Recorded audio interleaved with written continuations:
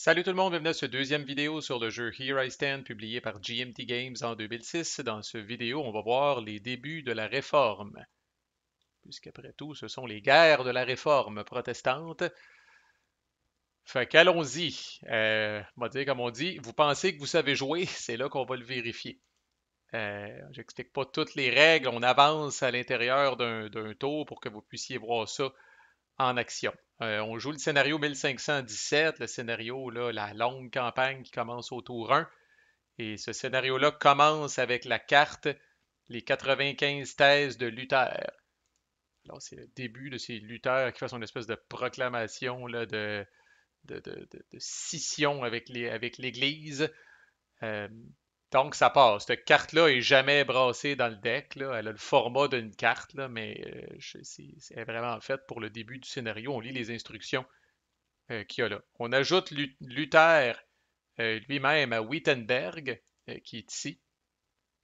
Luther qui normalement chill là, dans le bas, proche du turn track. Donc le voici qui apparaît à Wittenberg. On va attendre, ça a l'air que la carte a disparu à aussitôt qu'on fait ça. On convertit Wittenberg en protestant. Étant donné que c'est un electorate, on prend les deux unités protestants régulières qui sont là, puis on les amène sur la case. Et ensuite, c'est là que le fun commence. Le joueur protestant peut faire 5 tentatives de réforme dans la langue allemande, c'est-à-dire là, la zone, espèce de zone brune ici, là, qui exclut Prague, là, mais qui autrement inclut là, toutes les autres spaces qu'il y a là. Il y a un dé de bonus dans chaque tentative, puis s'il veut, il peut utiliser Bucer, qui est un reformer, là, je pense qu'on appelle, là. Un réformateur en français, là, bref, là, qui peut soit participer à des débats ou que vous pouvez utiliser son petit bonus, là, justement, comme ça. Fait qu'on on va tout de suite aller le voir, là, Bucer, qu'est-ce qu'il fait, là? C'est en dessous de la pile ici, là. Qu'on va le mettre sur le dessus. Fait que c'est petit pas mal, là, mais Bucer, le quatrième à droite, là, il donne un dé additionnel pour les tentatives de réforme qui se passent à 2 spaces de Strasbourg. Fait que évidemment, quand ça va bien, là, puis généralement ça va bien, là, ça permet d'aller chercher, d'avoir un bonus à Nuremberg, à Mainz, à Worms, puis à Augsbourg. Là, combiné avec, c'est un classique de combiner ça avec les 95 thèses de Luther. Fait que là, je vais faire play. Notre ami Luther est apparu. Les troupes sont apparues. Wittenberg est maintenant protestante, puis on part. Dans ma game, c'est un classique. Quand vous avez les 95 thèses de Luther, en tout cas, il y a deux écoles de pensée, mais la principale école de pensée, c'est prenez des risques puis faites des spaces qui sont pas faciles. Pourquoi? Parce que vous avez un dé de bonus. Puis ça, si vous n'avez pas tout le temps ça, ça prend un événement spécial pour faire ça. Faire de la réforme avec les voies naturelles, vous êtes pogné pour dealer avec ce qu'il y a sur le board. Avec les 95 thèses de Luther, vous avez un petit push, puis vous avez un dé de bonus. Fait qu'il y a bien des gens, puis c'est le cas du joueur protestant dans ma game, qui ne font pas Brandenburg. Parce que Brandenburg est facile. T'es à côté de Wittenberg, t'es à côté de Luther, t'es à côté de troupes, est relativement facile à faire. Fait que prenez des risques puis allez ailleurs. Fait que notre joueur protestant a commencé avec Leipzig, qui est ici. Fait qu'on calcule les modificateurs. 1D. Fait que là, le protestant a 1D parce qu'il y a une space protestante à côté. 1D parce qu'il y a des troupes protestantes à côté. 1D parce qu'il y a un réformateur à côté. Puis 1D de bonus à cause des 95 thèses. Alors, ça donne 4D aux protestants. Puis ça, là, quand je parlais, j'insisterai jamais assez. J'en ai parlé dans une vidéo d'intro, si je le répète ici. Là. Prenez des joueurs allumés pour jouer le protestant puis le pape. Là. Parce que ces calculs-là, comme je viens de faire, il ne faut pas que la personne soit dans l'une. Il ne faut pas que la personne dise OK, combien j'ai de dés ici, puis qu'est-ce que j'ai là déjà, puis es-tu protestante celle-là, puis j'ai-tu des troupes? Oh my god, si vous allez capoter. Là.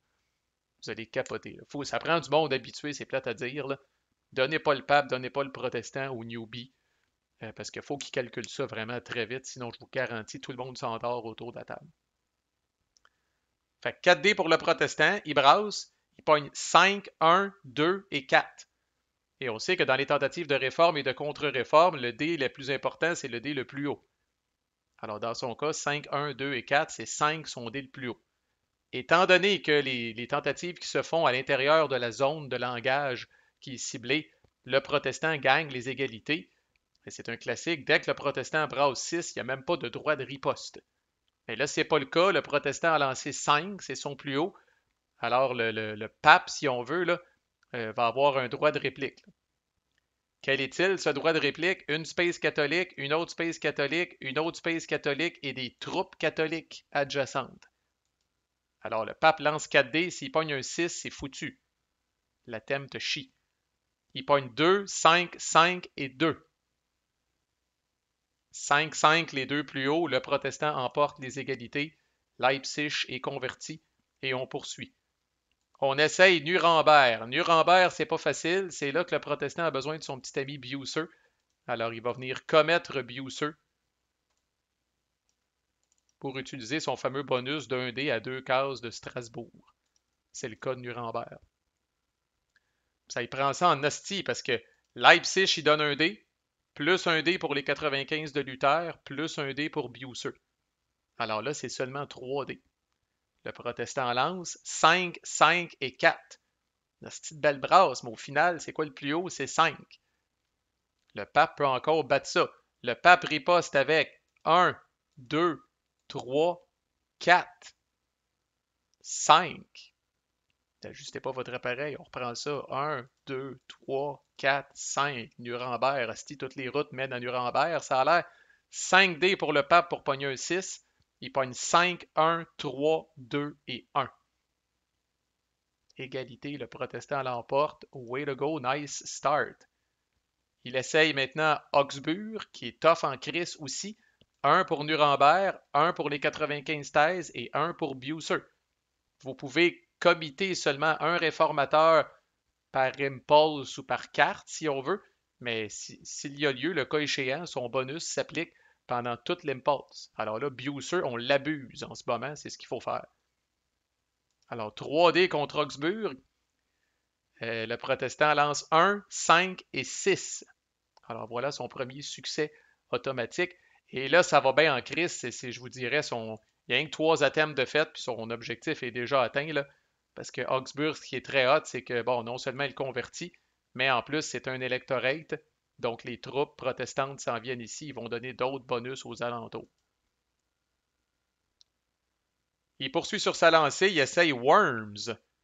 Et là, ça commence à être pas pire. 1 pour Nuremberg, 2 pour Augsbourg, 3 pour les troupes à Augsbourg, 4 pour les 95 thèses et 5 pour Bucer. Il pogne 2, 2, 6, 4 et 6. Un autre vif succès. Et tant qu'à faire, là, vous avez eu le spoiler parce que le style de pop-up est apparu. Là. Sa 5e tentative a été à Mainz, ce qui était quand même pas bête. 1 pour Nuremberg, 1 pour Worms, 3, ben, 3 au total pour les 95 thèses et 4 pour Bucer, qui est encore en jeu ici. 4D, mais là, le protestant a pogné 3, 2, 3 et 4. Alors, c'est seulement 4 sont plus hauts. Le pape riposte avec 1, 2, 3D. Et il a pogné 6, 4 et 2. Alors, Mainz chie. À noter que ça se déroule avant même que les cartes soient distribuées aux joueurs. C'est pas comme si de voir ces cartes influençait le protestant dans ses choix, là, très, très, très peu. À ce stade, les cartes sont dealées à tous les joueurs. Quantité de cartes, là, inutile de le rappeler, égale à ce que vous avez là, sur votre carte de power, plus un éventuel bonus là, qui est procuré par votre leader. Et là, il y a une phase extrêmement, extrêmement limitée de diplomatie. L'anglais décide de parler avec le français ou le Habsbourg en premier. Une fois que c'est fait, il parle avec l'autre. Puis après ça, l'anglais annonce ses deals, le cas échéant. Donc, il n'y a pas de va-et-vient, contrairement à une phase de diplo un peu chaotique, classique. Là. Les règles sont très claires. L'anglais choisit un des deux. Dans la vraie vie, là, mettons, il dit je veux parler avec le français, il s'en va dans la chambre de bain avec le français, parle avec le français. Une fois qu'il a fini, il revient, va parler avec le Habsbourg. Puis là, il ne peut pas revenir après et dire ah, français, finalement, là, mon deal avec le Habsbourg a chié, reviens-t'en dans la chambre de bain. Non, c'est terminé. Parle avec un, après ça, parle avec l'autre, après ça, il annonce ses deals. Dans notre game, l'anglais a annoncé une alliance avec les Habsbourg. Et l'Anglais a annoncé qu'il donnait une carte aléatoire au Habsbourg. Non, au contraire, excusez, le Habsbourg donne une carte à l'Anglais. Toujours aléatoire. Les cartes qui sont données lors de la phase de diplôme, c'est toujours aléatoire. Fait qu'il y a quelque chose là-dedans, assurément, puis on n'est pas au courant de tout. Puis on verra pas tout ce qui va se passer, là. Mais pour l'instant, où sont ces fucking marqueurs-là? Game Pieces, New World, VP Religion, Contrôle. Chris, sont où ces ciboires de marqueurs-là? Chris. Power Cards.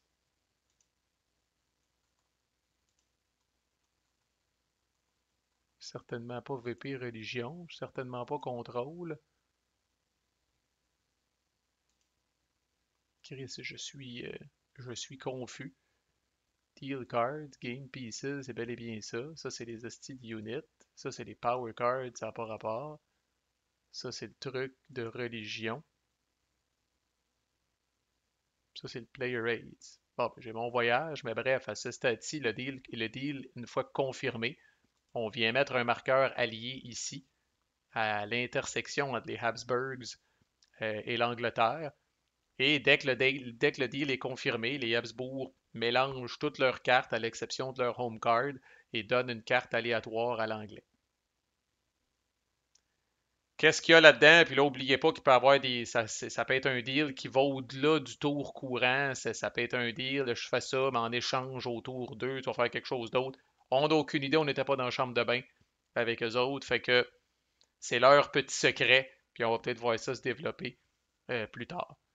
C'est pas comme si les Habsbourg et les Anglais se tapaient dessus au premier tour, ils sont même pas en guerre. Mais là, c'est pas juste qu'ils sont pas en guerre, c'est qu'ils sont alliés. Alors, il y a peut-être quelque chose derrière ça, mais encore là, on le verra plus tard. Et la dernière chose qu'on va couvrir dans cette vidéo-là, c'est encore là, c'est unique au tour 1, c'est ce qu'on appelle en anglais la Diet of Worms. Je sais pas comment ça se traduit, là, mais c'est un style de rencontre qui a eu lieu dans la ville de Worms. Là. C'est vraiment fucké parce que ça s'appelle la Diet of Worms, puis on peut pas s'empêcher d'imaginer quelqu'un en train de manger des vers de terre dans une assiette. Là. Mais en tout cas, Worms est le nom de la ville, à tout le moins, là, puis Diet veut dire autre chose que juste un régime. Là. Mais bref, secrètement, le protestant choisit une carte de sa main et la joue face down. Le Habsbourg fait la même chose et le pape fait la même chose. Aucune de ces personnes-là ne peut se parler ou s'ils veulent se parler, ça doit être public. Et à partir de maintenant, là, à l'extérieur de la phase de diplomatie, si on veut se parler, on se parle à la table. Il n'y a qu'à la phase de diplomatie qu'on peut se parler en secret. Alors, le protestant joue une carte très boboche, Siege Artillery. Pour toutes les cartes jouées, on ignore complètement l'événement. Tout ce qui est important, c'est le chiffre en haut à gauche. Fait que quand je dis c'est une carte boboche, c'est une carte de 1. Dans ma game, le pape a joué Foul Weather, une carte de 2. Puis le Habsbourg a joué Révolte en Irlande, une carte de 3. C'est quand même intéressant. Une fois qu'on s'est joué, on sait par exemple que la révolte en Irlande n'est plus là. Là, déjà là, c'est intéressant. Est-ce que le. C'est fucké parce que c'est l'Habsbourg qui a donné une carte à l'anglais. Parce que moi, si j'avais été l'Habsbourg, j'aurais pu, à la limite, menacer l'anglais puis dire bah, je pourrais jouer la révolte en Irlande pour te faire chier. Euh, mais bon, peut-être que l'anglais aussi avait un contre-argument. En tout cas, je trouve ça fascinant. Comme je dis, on ne sait pas ce qui s'est passé en secret. On aurait aimé ça être une mouche collée sur le mur, mais c'est pas le cas. Tout ça pour dire que là, le protestant prend la valeur de sa carte plus 4, ça lui donne 5. Le pape et le Habsbourg additionnent leurs deux cartes, ça donne 5 aussi. Et officiellement, dans les règles, si le protestant lance autant de dés que le chiffre qu'il a pogné, c'est-à-dire 5, et le pape va lancer autant de dés que le chiffre des deux cartes combinées, c'est-à-dire 5 aussi, alors que le plus mardeux l'emporte. Les deux joueurs essayent de pogner 5 ou 6, puis de faire, entre guillemets, le plus de hits possible. C'est sûr, si vous êtes protestant, il faut jouer une carte de 5 là-dessus pour avoir 10 dés. Mais en même temps, le protestant peut se permettre, comme on le voit, de jouer une carte poche en crise, parce qu'il y a plus 4, fait que ça lui donne quand même 5 dés dans ce scénario-là. Là. Puis les deux autres, d'habitude, des fois, peuvent être, surtout l'Habsbourg peut s'en colisser pas mal. Le pape, habituellement, est plus motivé. Là. Mais là, on a un scénario intéressant, 5 dés contre 5 dés. Fait que le protestant a pogné 2, 3, 6, 3 et 1. Un seul hit. Donc là, c'est pas le plus haut, c'est le total de 5 et de 6. Fait que 2, 3, 6, 3 et 1. Un seul hit pour le protestant. Le pape a pogné 4, 3, 5, 3 et 6. 2 hits pour le pape. Alors, si le nombre de hits est égal, il ne se passe rien. Si un des deux camps a plus de hits, il va venir flipper, donc soit du côté protestant ou du côté catholique, il va venir flipper le nombre de space égal à la différence entre les hits. Fait que dans notre cas, 2 hits moins 1 hit, le pape décide de venir flipper Nuremberg, qui est un classique parce que, comme je disais, c'est un carrefour. Puis bon, elle va être un petit peu plus facile à reconvertir à cause de Augsbourg puis Worms qui sont maintenant protestants. Mais bref, le pape essaie juste de ralentir la réforme le plus qu'il peut. Il ne peut pas empêcher la réforme complètement, il peut juste la ralentir. Ces cartes-là sont défaussées. À noter qu'à la Diet of Worms, au pire aller, là, les événements mandatory ne peuvent pas être joués, les événements obligatoires ne peuvent pas être joués. Fait advenant le cas où quelqu'un a juste ça, il est obligé de jouer sa home card, ou dans le cas du pape, une de ses deux home cards pour la Diet of Worms. On ne peut pas s'abstenir de jouer une carte dans la Diet of Worms. Et voilà, on va être rendu au Spring Deployment, où chaque pouvoir va faire son espèce de déploiement du printemps là, pour se rapprocher de ses visées militaires. Puis là, à partir de maintenant, là, il n'y a plus vraiment d'exception. Les tours vont se dérouler dans la normalité. Dans un sens, on a vu dans cette vidéo-là pas mal les particularités du premier tour là, du scénario 1517. Là. Fait que si j'étais encore bafoué par ces calices de marqueurs-là, Chris, que il est là, Sti, at war, allied. Tabarnak, je les avais d'en face tout le long, ciboire de Chris. Ah, que je suis en paix. Voilà, les Habsbourg et les Anglais sont alliés, tout est correct. Et le Habsbourg a donné une carte aléatoire à l'anglais, c'est ce qu'on sait. Pour le moment, voilà, je vais être capable de dormir cette nuit. C'était les débuts de la réforme dans Here I Stand. Manquez pas le prochain vidéo. Spring Deployment, étant donné que c'est pas très long, Spring Deployment, pourquoi pas la première carte jouée par chacun des Powers dans ce premier tour avec commentaire de la part de Marco. À plus!